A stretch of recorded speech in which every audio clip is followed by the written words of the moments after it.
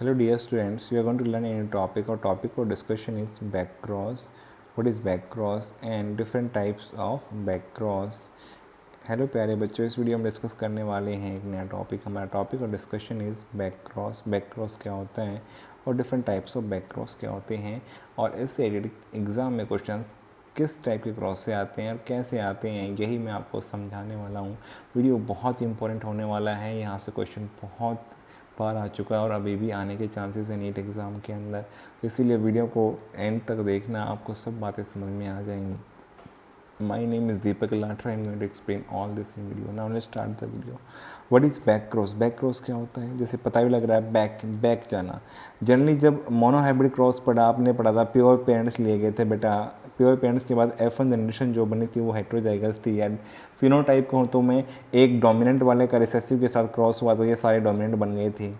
अगर एक हम क्या करते हैं बेटा, F1 जनरेशन वाले क्रॉस बैक जनरेशन वाले से करते हैं, तो या तो इस वाले से कर दें तो डोमिनेंट वाले से करेंगे, या रिसेसिव वाले से करेंगे।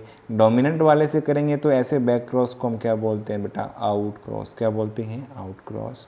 अगर हम रिसेसिव वाले से करते हैं F1 का तो क्या बोलेंगे बेटा, टेस्ट क्रॉस। क्या बोलेंगे ऐसे बैक क्रॉस को? Test cross. तो दो टाइप के बैक क्रॉस हो सकते हैं। अगर हम F1 जनरेशन के हेट्रोजाइगस का क्रॉस अगर हम होमोजाइगस डोमिनेंट से कर देंगे तो क्या बोलेंगे, आउट क्रॉस। अगर हम इसका F1 जनरेशन के हेट्रोजाइगस का क्रॉस अगर हम कर देते हैं होमोजाइगस रिसेसिव पेरेंट से तो इसे हम क्या बोलेंगे, टेस्ट क्रॉस। तो सिंपली कह सकते हैं, अगर F1 जनरेशन वाले क्रॉस डोमिनेंट से किया तो इसे आउट क्रॉस, रिसेसिव से किया तो क्या बोलेंगे बेटा, टेस्ट क्रॉस। क्या बोलेंगे, टेस्ट क्रॉस। तो हमें दो टाइप के क्रॉस पढ़ने हैं और वो भी मोनोहाइब्रिड क्रॉस के बेसिस पे। देखो, पहले हम आउट क्रॉस को डिस्कस करेंगे, फिर हम टेस्ट क्रॉस को डिस्कस करेंगे।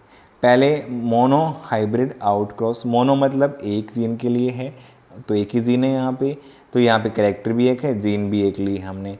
तो देखो यहाँ इसके अंदर ध्यान से देखो, हमने क्रॉस किसका करवाया, हमने F1 हेट्रोजाइगस और होमोजाइगस डोमिनेंट के साथ में करवाया, तो आउट क्रॉस होगा डेफिनेटली। मोनो हाइब्रिड एक ही जीन है इसमें, किसी से मेल फ्लावर ले लो, किसी से फीमेल फ्लावर ले लो, ज़्यादा फर्क नहीं पड़ेगा। तो मान लो इससे मेल फ्लावर लिए गए, हेट्रोजाइगस वाले से होमोजाइगस से फीमेल फ्लावर लिए गए। अब हमें गैमीट बनाना तो एन नंबर निकालना सीखना है, तो एन नंबर इसका क्या होगा, हेट्रोजाइगस है तो एक ही जीन है तो n इक्वल टू 1 होगा। तो इसका n नंबर 1 आया तो 2 की पावर n लगाएंगे तो बेटा 2 की पावर 1 होगा। तो 2 टाइप्स बनाएगा तो इसमें एक में डोमिनेंट जाएगी टी जीन, एक में रिसेसिव। लेकिन ये तो होमोजाइगस डोमिनेंट है तो इसका n नंबर 0 होगा बेटा, और 2 की पावर 0 लगाएंगे तो एक ही टाइप के बनाएगा, और एक ही टाइप में सारे के सारे डोमिनेंट वाली एलील आएंगी, तो ये एक ही टाइप गैमीट बनाएगा।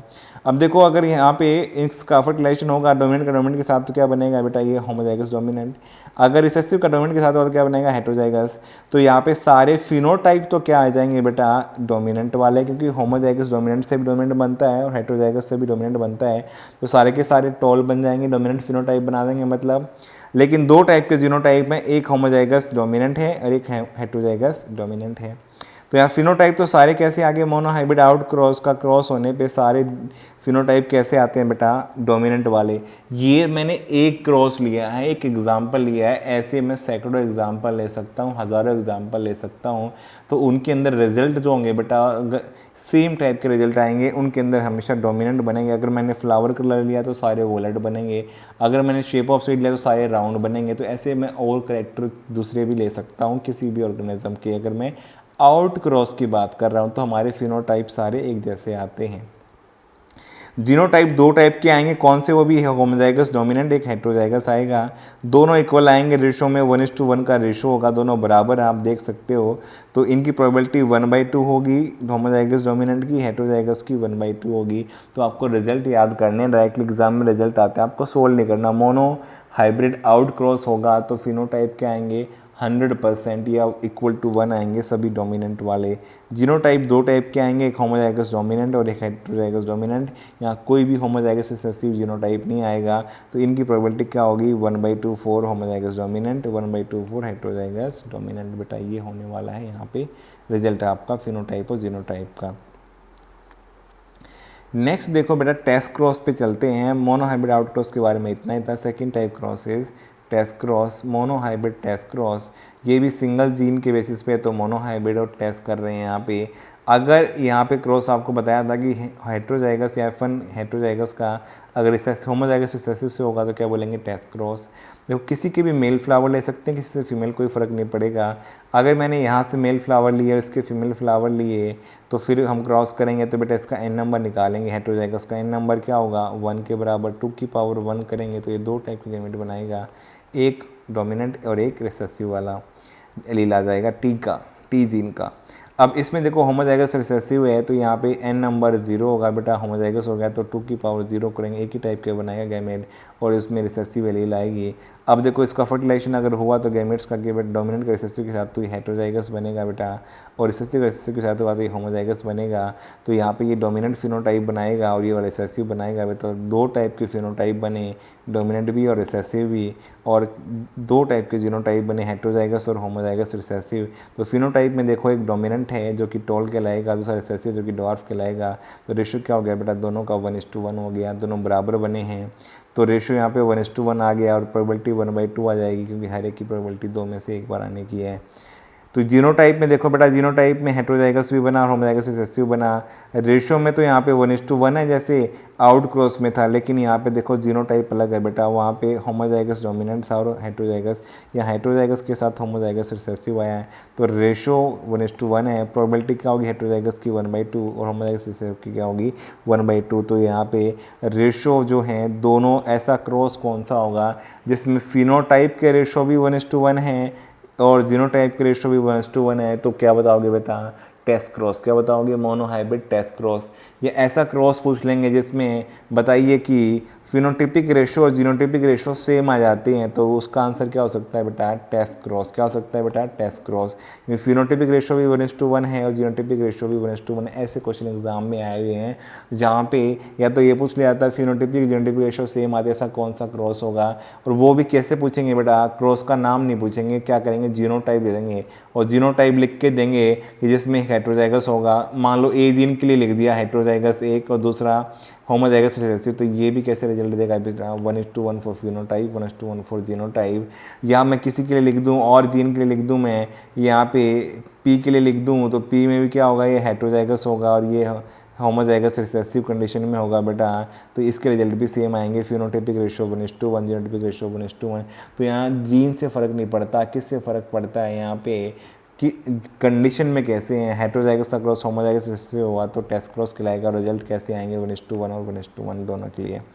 अब इसकी इंपॉर्टेंस क्या है, to find out genotypes of unknown dominant वाले की हम फाइंड आउट कर सकते हैं, यही इसका इंपॉर्टेंस है। इसलिए टेस्ट क्रॉस पे क्वेश्चन आते हैं, हर साल आते रहे हैं, ऑलमोस्ट एवरी ईयर क्वेश्चन आता है किसी न किसी एग्ज़ाम में टेस्ट क्रॉस से। नीट के अलावा दूसरे एग्ज़ाम भी होते हैं, जैसे CUT होता है उसमें आ जाता है, नीट में नहीं आएगा, CUT में नहीं आया तो नीट में आ जाएगा। तो ऐसे हर बार होता रहता है बेटा। जीनोटाइप कैसे निकालते हैं बेटा, आपको पता है। देखो अब यहाँ पे NCERT का एग्जाम्पल लेके समझते हैं हम, डोमिनेंट फिनोटाइप जिसके अननोन है वो कैसे निकालेंगे। आपको पता है कि अगर फ्लावर कलर वाइट आ रहा है तो ये केवल किस कंडीशन में होगी, इसके जीन होमोजाइगस रिसेसिव। जैसे यहाँ पे W जीन को लिया गया, W की भी दो फॉर्म हो सकती है, डोमिनेंट कैपिटल फॉर्म में से लिखते हैं और एक रिसेसिव जिसको हम स्मॉल फॉर्म में लिखते हैं। तो यहाँ पे अगर ये बेटा देखो रिसेसिव तभी बनता है किसी भी कैरेक्टर का, कंडीशन जीनोटाइप कैसे होती है, होमोजाइगस रिसेसिव। कैसे होती है, होमोजाइगस रिसेसिव। लेकिन डोमिनेंट बनने के दो जीनोटाइप हो सकते हैं, होमोजाइगस डोमिनेंट और हेट्रोजाइगस। अब देखिए यहाँ पे कंप्लीट डोमिनेंस है तो रिसेसिव के लिए तो केवल एक ही जीनोटाइप होगा। तो अगर वाइट फ्लावर लिए आपने और आपको इस फ्लावर का जीनोटाइप पता करना है और आपको नहीं पता है डोमिनेंट फिनोटाइप बोलेगा, जीनोटाइप अननोन है, देखो लिखा हुआ है इसका नहीं पता ये होमोजाइगस डोमिनेंट है या हेट्रोजाइगस है। तो कैसे पता करेंगे, यहाँ से जो फ्लावर है इसका क्रॉस किससे करवा दें, इसके साथ में, और इसका क्रॉस इसके साथ में, और रिजल्ट्स को देख करके हम बता पाएंगे कि किस तरह का जीनोटाइप है।